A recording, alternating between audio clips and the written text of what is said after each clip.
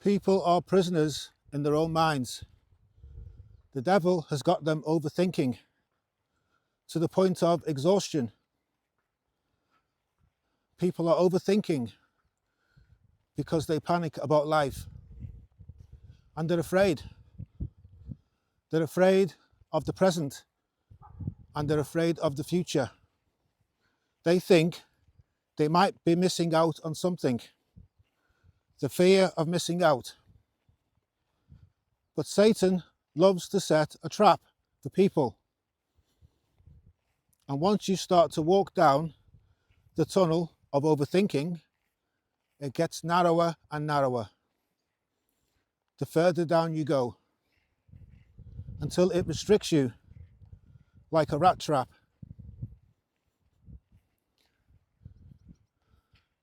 And that's when Satan's got you cornered. The world is set up like a snare by Satan. And the Bible warns us about this.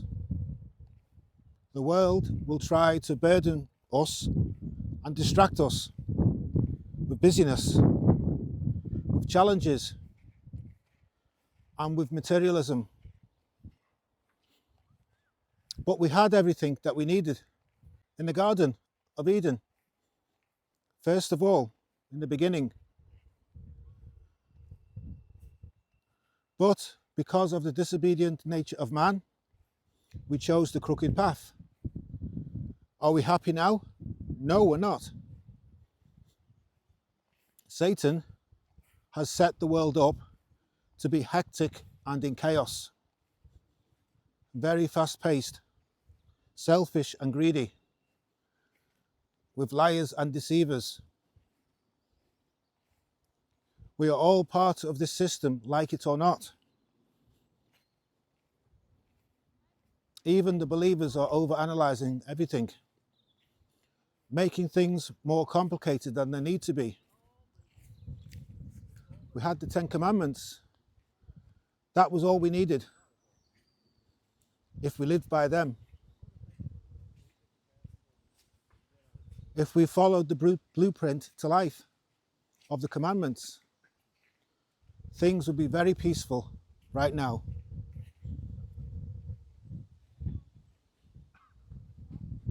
In the obedient life, God has always said, if you walk in my ways and follow my commandments and decrees and my laws, I will bless you. That's why people are suffering now all over the world, because of disobedience. Overthinking means we're never satisfied. We're never at ease with ourselves. We're never comfortable in our own skin. You're always questioning yourself, why this and why that? Because you're comparing yourself to someone else. The whisper in the back of your mind, that thought, it's not your thought, it's Satan. Get hold of it and rebuke it now, today. Cast it out. Like Satan was cast out of heaven, the same way. Remember, Satan works on you by putting doubt in your mind about yourself and the way people perceive you. It's not healthy. It's not the real you that God created. It's a distortion of the truth. Overthinking means you have no time for God, because the cares and the worries of this world overload us. Where have you heard that before? I will tell you. The parable of the sower. The seed falling amongst the thorns. This is all about the person who is overthinking. Is it you? Someone who hears the word, but the worries of this life and the deceitfulness of wealth choke the word.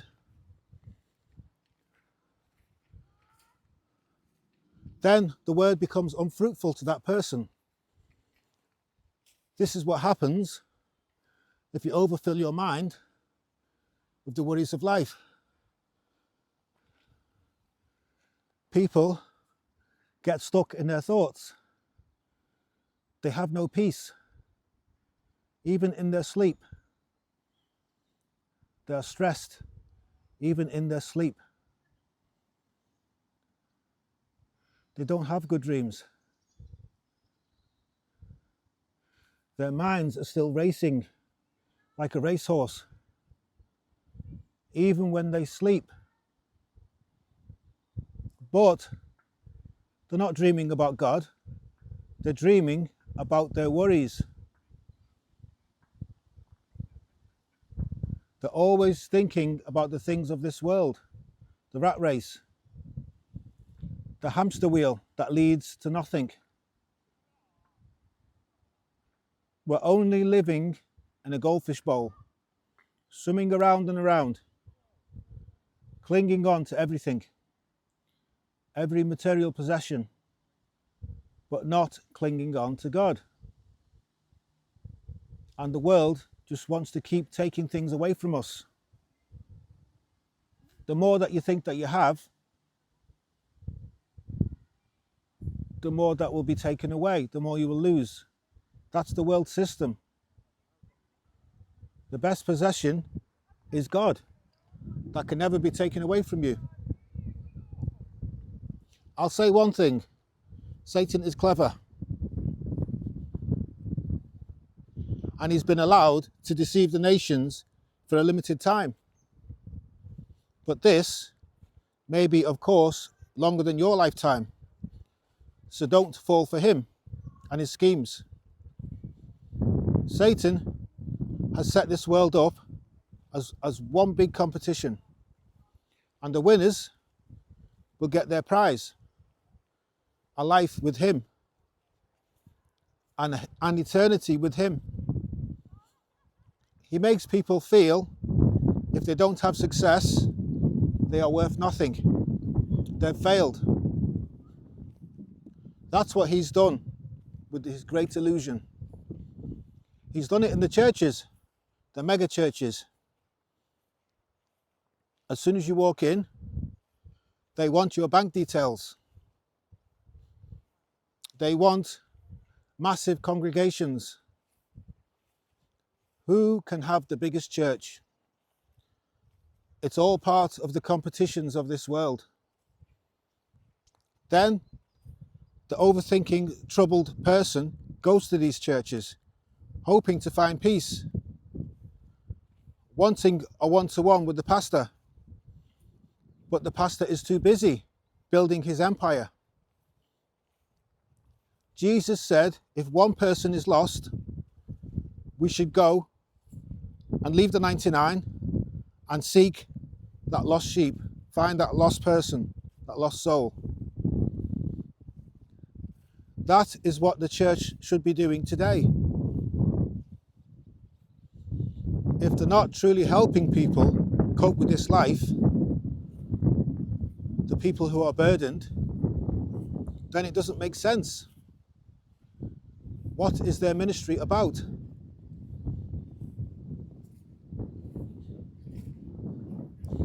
As you think in your mind, so you are. Did you hear that before? As a person speaks or thinks in his heart, so is he. Proverbs chapter 3 verse 7. If you choose to think negative, you will be negative. If you are a positive thinker, that is what you will be as a person.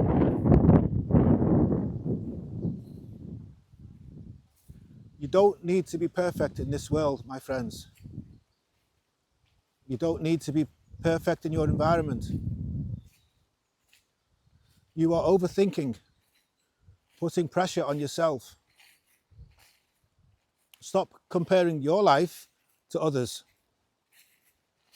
Don't try to second guess other people's actions.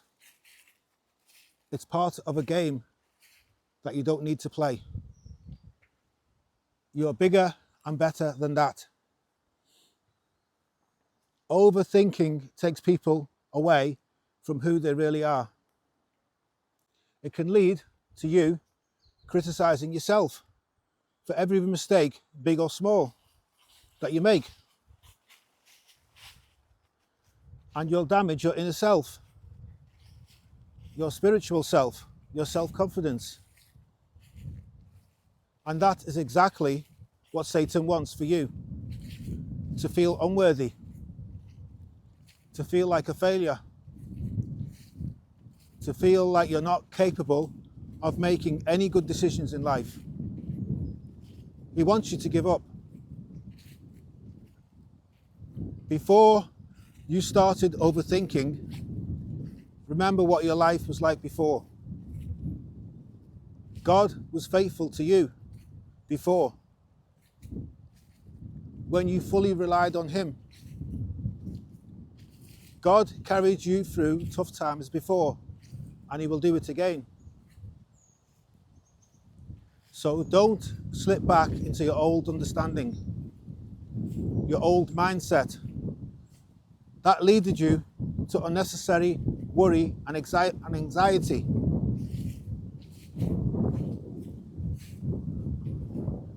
People are attacked in the mind. The mind affects the body. If the mind is not good, the body will suffer. This is what is happening right now in this world today. And anyone who recognizes this is told, you are the crazy one. What did they say to Jesus when he cast out demons? They said to him in John chapter 8, verse 48, the Pharisees accused him of being demon-possessed himself, but the opposite was true. When you are overthinking, you're becoming indecisive because you're afraid of your own judgment. Instead of being free, you're being a captive of fear, and fear comes from the devil. We know that. Overthinking makes it very difficult to make good choices.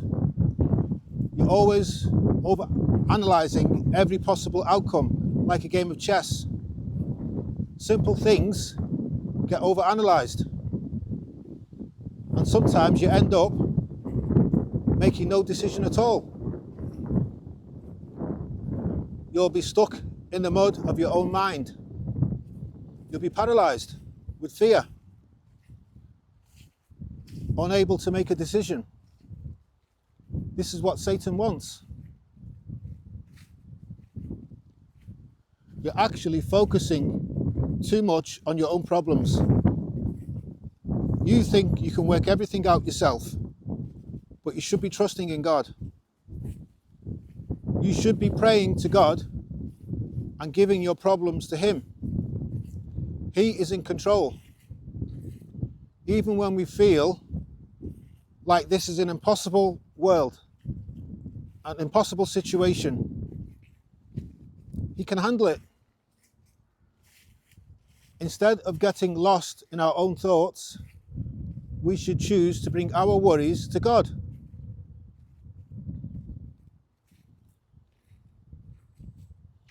You think you know best. You think you have all the answers. You think your understanding of all things is above what God understands. You're so wrong. That is why people refuse the help of God found in prayer, because they just want to work out everything themselves. But we actually know nothing, and God knows everything. God is all-seeing and all-knowing. I'm not just saying this. We have to trust in God at all times, because there is no success in wanting to do everything yourself. There'll be no peace in your mind whatsoever, because Satan is very clever. He'll find a strategy to destroy you. If you are a lone sheep, if you're isolated in your thoughts. When we pray and tell him that we trust him and we want him to guide us, we will see that the pressure of our overthinking will be gone. On a daily basis, we have to trust in God, because we don't know what tomorrow will bring. We don't know next week, next month, or next year. We don't know what the weather will be in a couple of days. We don't know what the weather will be next week or next month. So how can we know what will happen in our lives? Just like the weather, we don't know.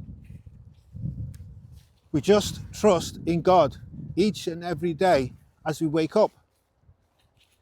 Just as we wake up, we will see how the weather is on that particular day. It's the same thing. That's all we can do. We don't have a crystal ball. Not that we would use it anyway, because it's witchcraft. We don't have the power to know the future. God has that power. God alone can tell us, can lead us, can help us in the right ways. So it's useless to worry about the future. The future is in God's hands alone. If we live according to his commands, the doors will be opened. For tomorrow, for next week, for next month, it's the only way. These are the promises of God. Live by my commands and I will bless you. Then you will wake up without a care in the world, like a prisoner who's just been released from prison, free as a bird, and not weighed down with an overloaded mind.